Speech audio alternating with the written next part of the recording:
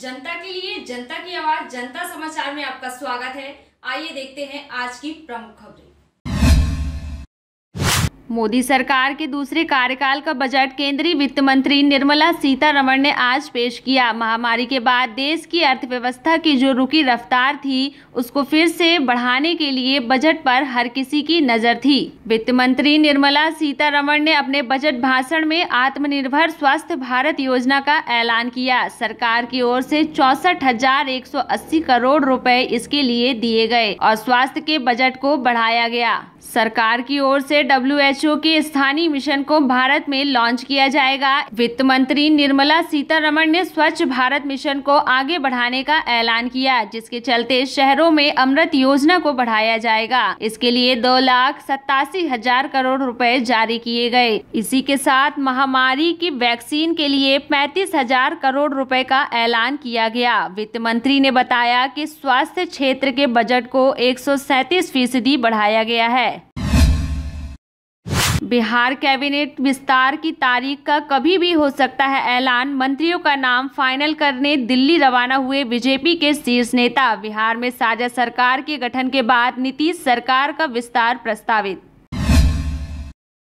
नए कृषि कानूनों के खिलाफ अन्नदाताओं का आंदोलन जारी है। मोदी सरकार के दूसरे कार्यकाल का बजट केंद्रीय वित्त मंत्री निर्मला सीतारमण ने आज पेश किया। ऐसे में अन्नदाताओं के आंदोलन को तेज होता देख सुरक्षा एजेंसियां काफी चौकन्नी है, जिसके चलते मेरठ एक्सप्रेसवे को पूरी तरह बंद कर दिया गया है। वहीं गाजीपुर से अक्षरधाम होते हुए प्रगति मैदान की ओर जाने वाले रास्ते पर पत्थर के बैरिकेड्स लगा दिए गए हैं। बता दें कि अन्नदाताओं ने 1 फरवरी को पैदल मार्च करके संसद कूच करने का ऐलान किया था, लेकिन गणतंत्र दिवस के दिन हुए हंगामे के बाद अन्नदाताओं ने अपने पैदल मार्च को स्थगित कर दिया और इसी को ध्यान में रखते हुए सुरक्षा बढ़ा दी गई। वहीं दूसरी ओर संयुक्त किसान मोर्चा ने गणतंत्र दिवस पर ट्रैक्टर परेड के बाद लापता प्रदर्शनकारियों को लेकर चिंता जताई है, जिसके मद्देनजर लापता लोगों से जुड़े मामले देखने के लिए मोर्चा ने एक कमेटी बनाई है, जो लापता प्रदर्शनकारियों के संबंध में जानकारी एकत्रित करके अथॉरिटीज के साथ कार्रवाई शुरू करेगी।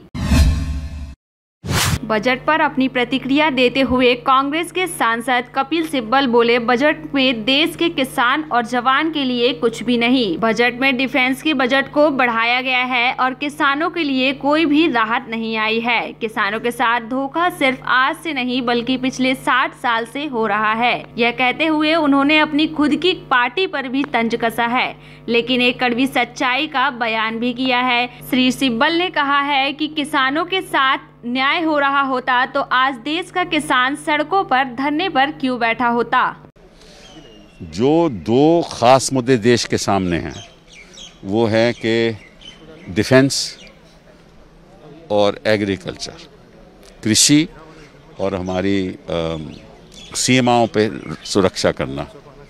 डिफेंस बजट की कोई बढ़ोतरी नहीं हुई और एग्रीकल्चर में इन्होंने कोई स्कीम नहीं दी।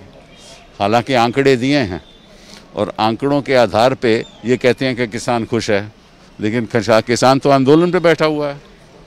तो आंकड़ों से कोई आंदोलन तो नहीं ख़त्म होगा। किसान को मालूम है कि आज के दिन भी उसको जितना दाम मिलना चाहिए वो नहीं मिल रहा।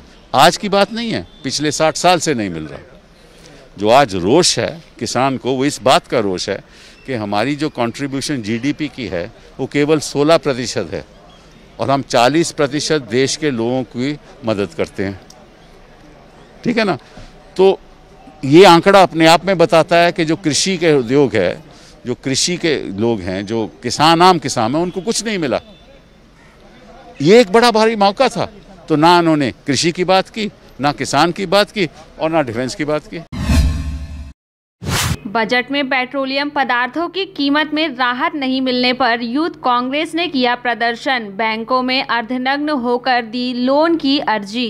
प्राइवेट बैंकों में पेट्रोल भराने के लिए मांगा लोन नहीं तो भीख मांगी यूथ कांग्रेस जिलाध्यक्ष नरेंद्र यादव ने। लोन नहीं तो भीख दो, भीख दो, भीख दो, लोन नहीं तो भीख दो।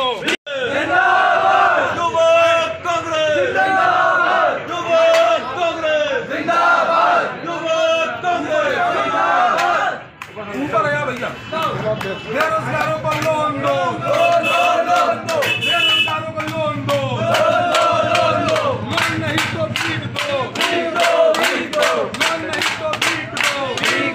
दो, बेरोजगारों को लोन दो, बेरोजगारों को लोन दो,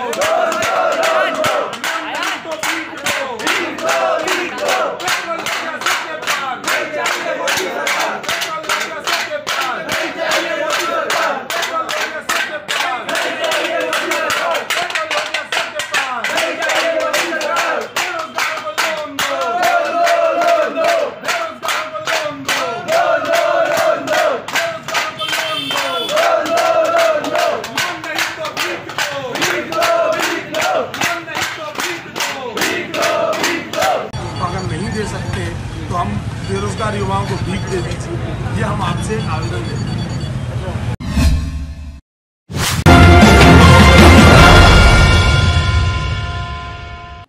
ये थी आज की प्रमुख खबरें। देखते रहिए जनता समाचार। ताजा खबरों के लिए हमारा चैनल जरूर सब्सक्राइब करें और बेल आइकन की बटन को दबाना ना भूलें। आप देख रहे हैं जनता के लिए, जनता की आवाज, जनता समाचार। अन्य खबरों के लिए हमारा चैनल सब्सक्राइब करें।